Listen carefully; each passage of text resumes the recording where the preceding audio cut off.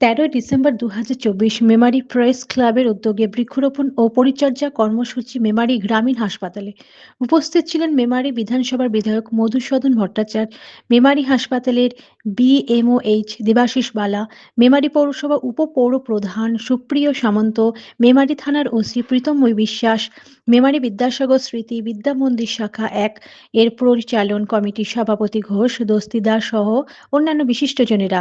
এক বৃক্ষপ্রেমীকে অনুপ্রেরণায় ও কিউজি মেমারির সহযোগিতায় এদিন মেমারি প্রেস ক্লাবের পক্ষ থেকে ২০টি ঝাউ গাছ ও রক্ষণাবেক্ষণের জন্য বেড়া দেওয়া হলো।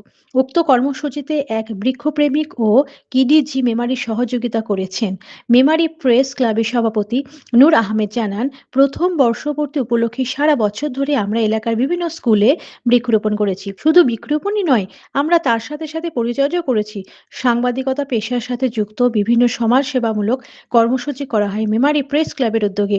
আশিস কুমার ঘোষের রিপোর্ট। আজকে কি করা হলো আপনাদের পক্ষ থেকে? মেমারি প্রেস ক্লাবের বর্ষপূর্তি উপলক্ষে মেমারি হাসপাতালে বৃক্ষরোপণ কর্মসূচি হলো। এই কর্মসূচিতে অংশগ্রহণ করেছিলেন বৃক্ষরোপণ করার জন্য মেমারির হাসপাতালের ডিও সাহেব আর বিধায়ক মধুসূদন ভট্টাচার্য, ভাইস চেয়ারম্যান সুপ্রিয় সামন্ত এবং মেমারি থানার ভারপ্রাপ্ত ওসি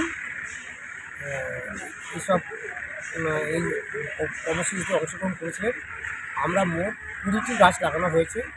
এই কর্মসূচি আমাদের এই যে প্রথম বর্ষ পূর্তি উপলক্ষে আমরা আগে কর্মসূচি করে নিয়েছি। প্রথম দিনেতেই আমরা হাসপাতালে গাছটা বৃক্ষরোপণ করেছি। তারপর আরও অন্যান্য জায়গায় আমাদের সদস্য যে সমস্ত আছে তাদের বাড়িতে বাড়িতে একটি করে গাছ লাগানো হয়েছে, স্কুলে লাগানো হয়েছে।